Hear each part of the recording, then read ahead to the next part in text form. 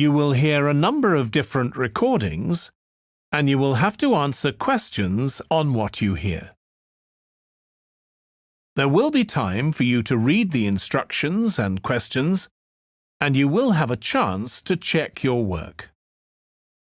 All the recordings will be played once only. The test is in 4 sections. At the end of the test, you will be given 10 minutes to transfer your answers to an answer sheet. Now turn to Section 1.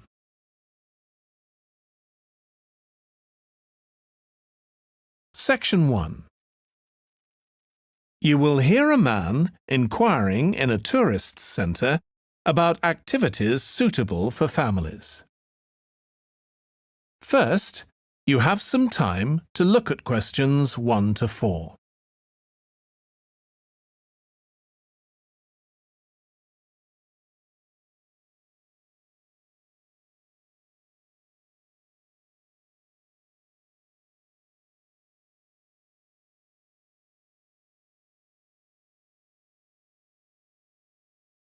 You will see that there is an example that has been done for you. On this occasion only, the conversation relating to this will be played first. Hi, can I help you? I'd like to find out if you have any excursions suitable for families. Sure. How about taking your family for a cruise? We have a steamship that takes passengers out several times a day. It's over 100 years old. The cruise takes place on a steamship. So steamship has been written in the space. Now we shall begin. You should answer the questions as you listen because you will not hear the recording a second time. Listen carefully and answer questions 1 to 4. Hi, can I help you? I'd like to find out if you have any excursions suitable for families. Sure. How about taking your family for a cruise? We have a steamship that takes passengers out several times a day. It's over 100 years old. That sounds interesting. How long is the trip? About an hour and a half. And don't forget to take pictures of the mountains. They're all around you when you're on the boat and they look fantastic. Okay. And I assume there's a cafe or something on board? Sure. How old are your children? My daughter's 15 and my son's 7. Right. Well, there are various things you can do once you've crossed the lake to make a day of it. One thing that's very popular is a visit to the country farm. You're met off the boat by the farmer and he'll take you to the holding pens where the sheep are kept. Children love feeding them. My son would love that. He really likes animals. Well, there's also a 40-minute trek round the farm on a horse if he wants. Do you think he'd manage it? He hasn't done that before. Sure. It's suitable for complete beginners. Good. And again, visitors are welcome to explore the farm on their own, as long as they take care to close gates and so on. There are some very beautiful gardens along the side of the lake which also belong to the farm. They'll be just at their best now. You could easily spend an hour or 2 there. Okay, well, that all sounds good. And can we get lunch there? You can, and it's very good, though it's not included in the basic cost. You pay when you get there. Right. Before you hear the rest of the conversation, you have some time to look at questions 5 to 10.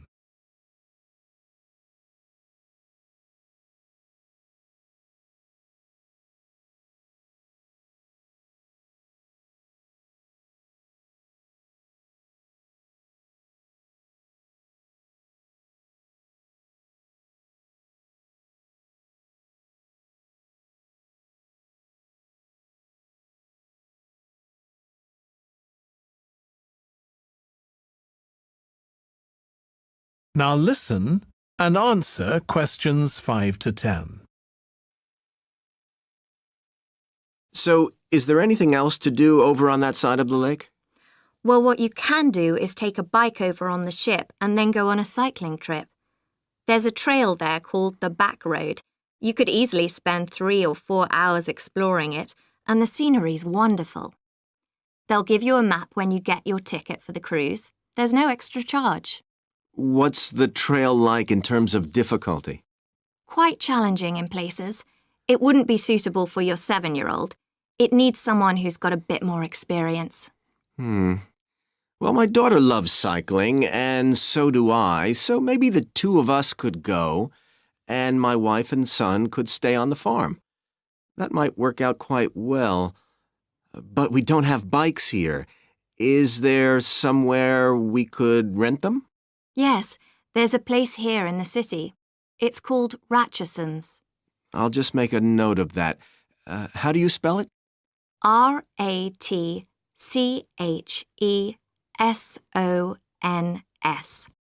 It's just by the cruise ship terminal. Okay. You'd also need to pick up a repair kit for the bike from there to take along with you, and you'd need to take along a snack and some water. It'd be best to get those in the city. Fine. That shouldn't be a problem. And I assume I can rent a helmet from the bike place. Sure, you should definitely get that. It's a great ride, but you want to be well prepared because it's very remote. You won't see any shops round there or anywhere to stay, so you need to get back in time for the last boat. Yeah. So what sort of prices are we looking at here? Let's see. That'd be 1 adult and 1 child for the cruise with farm tour. That's $117, and an adult and a child for the cruise only, so that's $214 altogether. Oh, wait a minute. How old did you say your daughter was? 15. Then I'm afraid it's $267 because she has to pay the adult fare, which is $75, instead of the child fare, which is $22. Sorry about that.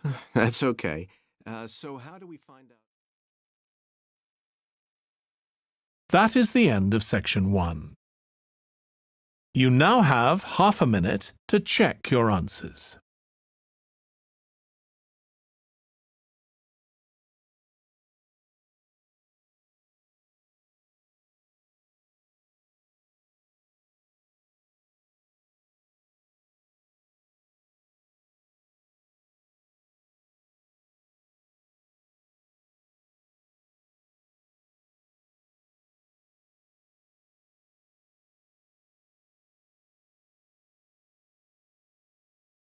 Now turn to section 2.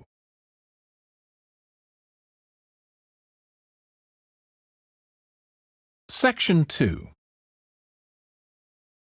You will hear a restaurant manager talking to a small group of new staff who are starting work as kitchen assistants in a restaurant. First, you have some time to look at questions 11 to 16.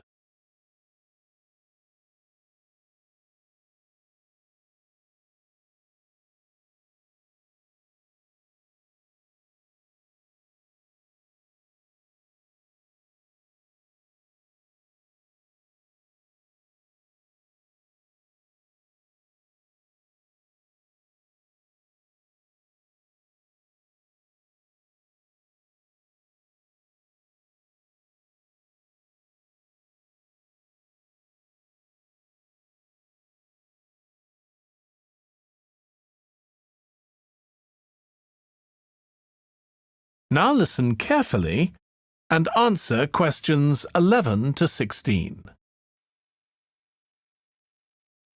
Good morning, everyone. My name's Joy Parkins, and I'm the restaurant manager. And I understand that none of you have had any previous experience as kitchen assistants. Well, you might be feeling a bit nervous now, but most of our kitchen assistants say they enjoy the work. OK, they might get shouted at sometimes, but it's nothing personal. And they're pleased that they have so many different things to do, which means they never get bored. And I'll tell you straight away that if you do well, we might think about moving you up and giving you some more responsibility. Right, well, you've all shown up on time, which is an excellent start. Now, I'm glad to see none of you have unsuitable footwear, so that's good. You need to be careful as the floors can get very wet and slippery. Those of you with long hair have got it well out of the way, but some of you'll need to remove your rings and bracelets. Just put them somewhere safe for today, and remember to leave them at home tomorrow, as they can be a safety hazard. Now, it's going to be a busy day for you all today. We don't have any tables free for this evening, and only a few for lunch. Fortunately, we've got our head chef back. He was away on holiday all last week, which meant the other chefs had extra work. Now, I'll tell you a bit more about the job in a minute, but first, some general regulations. For all of you, whatever your age, there's some equipment you mustn't use until you've been properly trained, like the waste disposal system, for example, for health and safety reasons. Then I think there are 2 of you here who are under 18. That's Emma and Jake, isn't it? Right, so for you 2, the meat slicer is out of bounds, and of course none of you are allowed to use the electric mixer until you've been shown how it works. Now, you may have heard that this can be a stressful job, and I have to say that can be true. You'll be working an 8-hour day for the first week, though you'll have the chance to do overtime after that as well if you want to. But however long the hours are, you'll get a break in the middle. What you will find is that you're on your feet all day long, lifting and carrying. So, if you're not fit now, you soon will be. You'll find you don't have much chance to take it easy. When someone tells you to do something, you need to do it straight away. But at least we do have a very efficient air conditioning system compared with some kitchens. Before you hear the rest of the talk, you have some time to look at questions 17 to 20.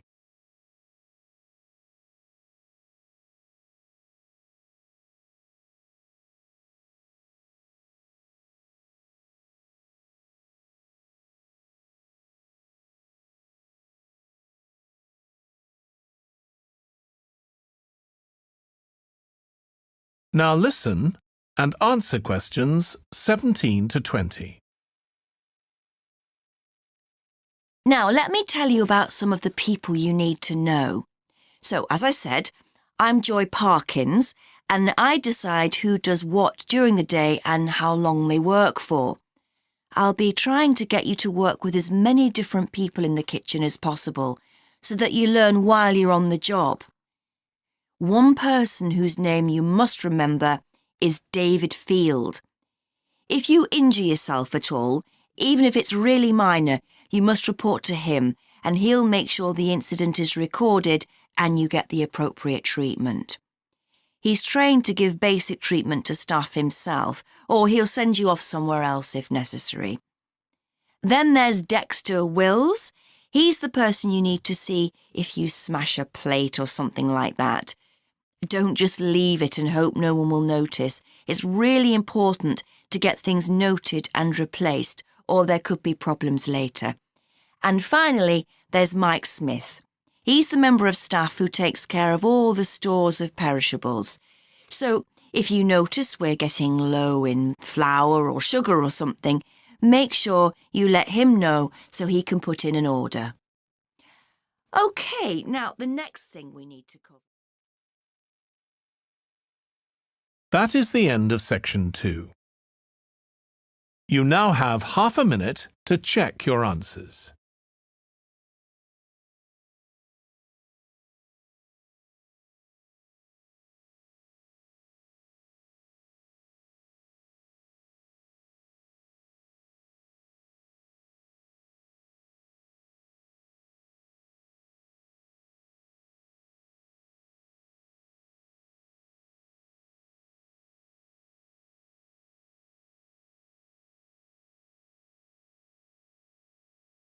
Now turn to section 3.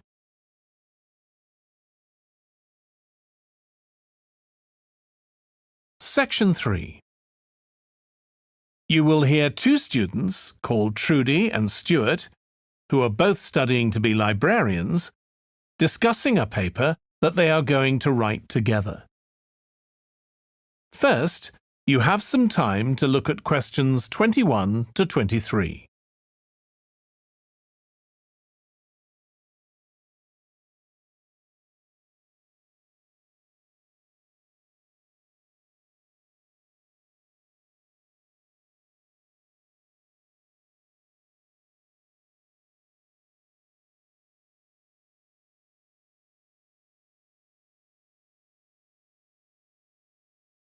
Now listen carefully and answer questions 21 to 23. OK, Stuart, we need to start planning our paper on public libraries. Have you thought of an angle yet? Well, there's so much we could look into. How libraries have changed over the centuries, for instance, or how different countries organise them. What do you think, Trudy? Maybe we should concentrate on this country and try and relate the changes in libraries to external developments, like the fact that far more people can read than a century ago, and that the local population may speak lots of different languages. We could include something about changes in the source of funding too. Yes, but remember we're only supposed to write a short paper, so it's probably best if we don't go into funding in any detail. Right. Well, shall we just brainstorm a few ideas to get started? OK. We obviously need to look at the impact of new technology, particularly the internet. Now that lots of books have been digitalised, people can access them from their own computers at home. And if everyone did that, libraries would be obsolete. Yes. But the digitalised books that are available online for free are mostly out of copyright, aren't they? And copyright in this country lasts for 70 years after the author dies. So you won't find the latest bestseller or up-to-date information. That's an important point. Anyway, I find it hard to concentrate when I'm reading a long text on a screen. I'd much rather read a physical book. And it takes longer to read on a screen. Oh, I prefer it. I suppose it's just a personal preference. I expect the libraries will go on evolving in the next few years. Some have already become centres where community activities take place, like local clubs meeting there. I think that'll become even more common. I'd like to think so. And that they'll still be serving their traditional function, but I'm not so sure. There are financial implications after all. What I'm afraid will happen is that books and magazines will all disappear and there'll just be rows and rows of computers. They won't look anything like the libraries we're used to. Well, we'll see. Before you hear the rest of the discussion, you have some time to look at questions 24 to 30.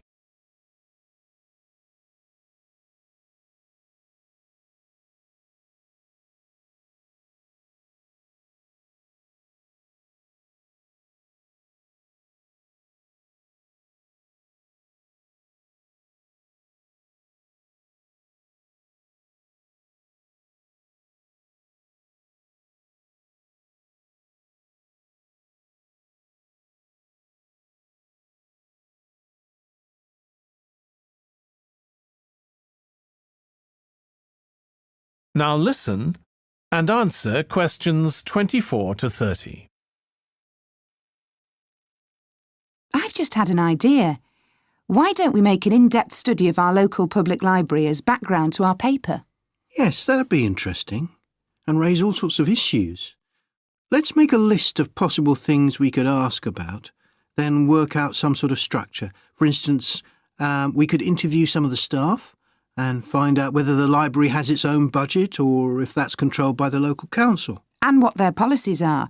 I know they don't allow food, but I'd love to find out what types of noise they ban. There always seems to be a lot of talking, but never music. I don't know if that's a policy or it just happens. I've often wondered. Then there are things like how the library is affected by employment laws. I suppose there are rules about working hours, facilities for staff and so on. Right. Then there are other issues relating to the design of the building and how customers use it, like what measures does the library take to ensure their safety? They'd need floor coverings that aren't slippery, and emergency exits, for instance. Oh, and another thing, there's the question of the kind of insurance the library needs to have, in case anyone gets injured. Yes, that's something else to find out. You know something I've often wondered? What's that? Well, you know they've got an archive of local newspapers going back years. Well, next to it, they've got the diary of a well-known politician from the late 19th century. I wonder why it's there. Do you know what his connection was with this area? No idea. Let's add it to our list of things to find out. Oh, I've just thought. You know, people might ask in the library about local organisations, like sports clubs. Well, I wonder if they keep a database, or whether they just look online. Right.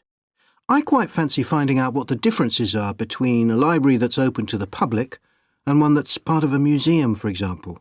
They must be very different. Then something else I'd like to know is... That is the end of section 3. You now have half a minute to check your answers.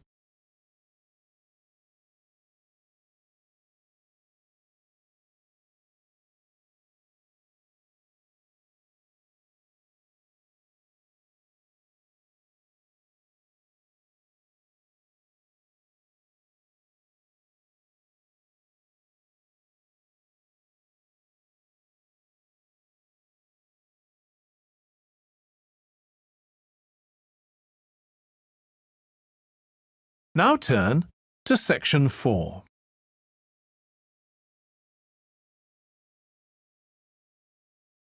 Section 4. You will hear part of a lecture for business students about business values. First, you have some time to look at questions 31 to 40.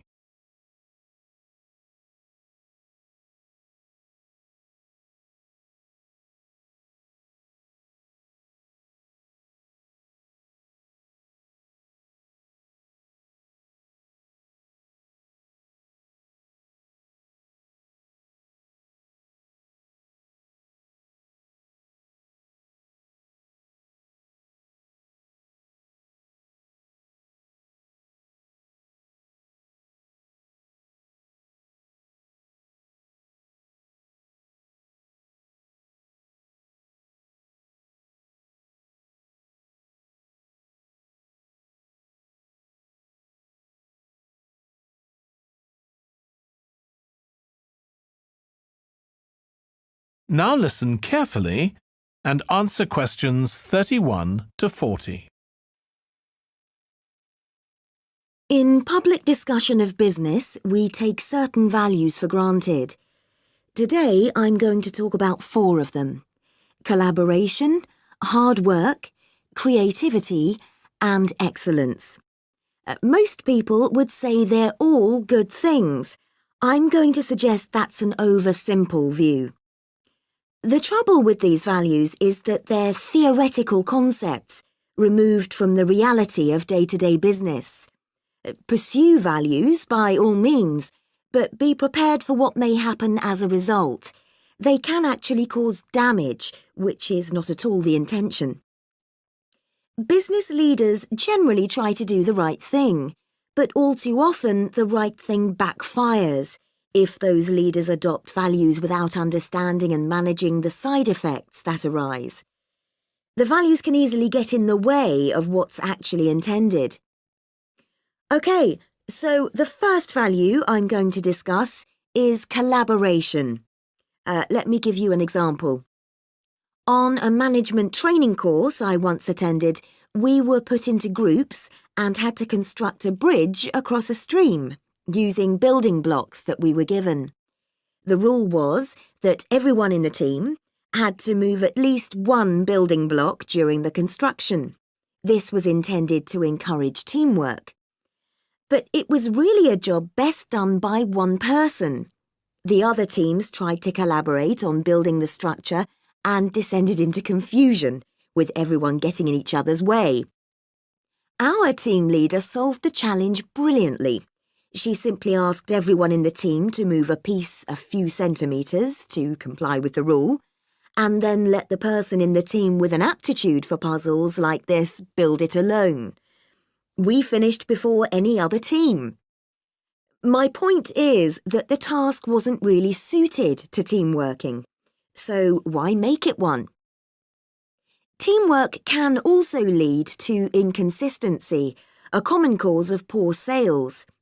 In the case of a smartphone that a certain company launched, one director wanted to target the business market, and another demanded it was aimed at consumers.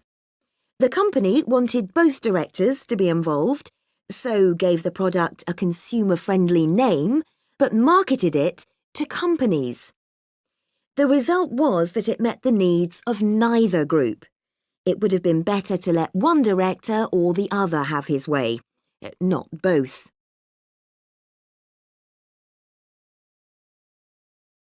Now, industriousness, or hard work. It's easy to mock people who say they work hard. After all, a hamster running around in a wheel is working hard and getting nowhere. Of course, hard work is valuable, but only when properly targeted. Otherwise, it wastes the resources that companies value most, time and energy, and that's bad for the organisation. There's a management model that groups people according to 4 criteria: clever, hard-working, stupid, and lazy. Here, lazy means having a rational determination not to carry out unnecessary tasks. It doesn't mean trying to avoid work altogether. Most people display 2 of these characteristics, and the most valuable people are those who are both clever and lazy. They possess intellectual clarity and they don't rush into making decisions. They come up with solutions to save the time and energy spent by the stupid and hard-working group. Instead of throwing more man-hours at a problem, the clever and lazy group looks for a more effective solution. Next, we come to creativity. This often works well. Creating an attention-grabbing TV commercial, for example, might lead to increased sales. But it isn't always a good thing. Some advertising campaigns are remembered for their creativity without having any effect on sales. This happened a few years ago with the launch of a chocolate bar. Subsequent research showed that plenty of consumers remembered the adverts, but had no idea what was being advertised. The trouble is that the creator derives pleasure from coming up with the idea and wrongly assumes the audience for the campaign will share that feeling. A company that brings out thousands of new products may seem more creative than a company that only has a few, but it may be too creative and make smaller profits. Creativity needs to be targeted to solve a problem that the company has identified. Just coming up with more and more novel products isn't necessarily a good thing.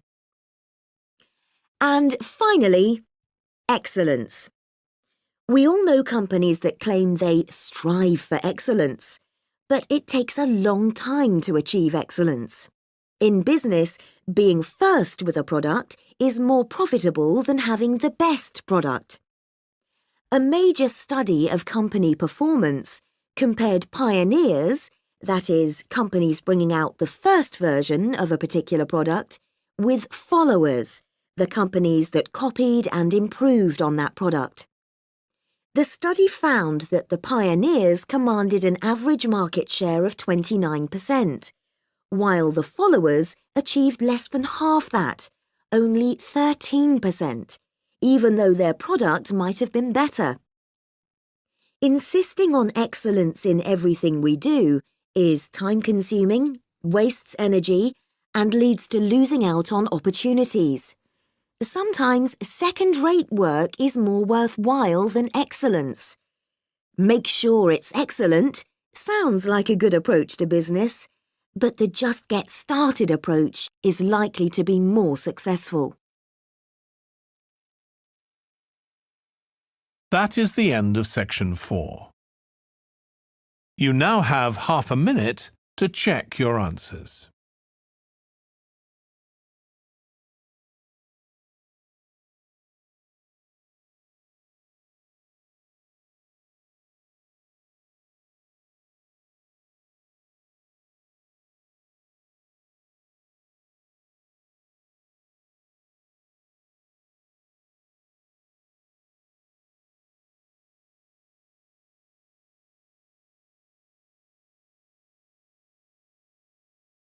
That is the end of the listening test.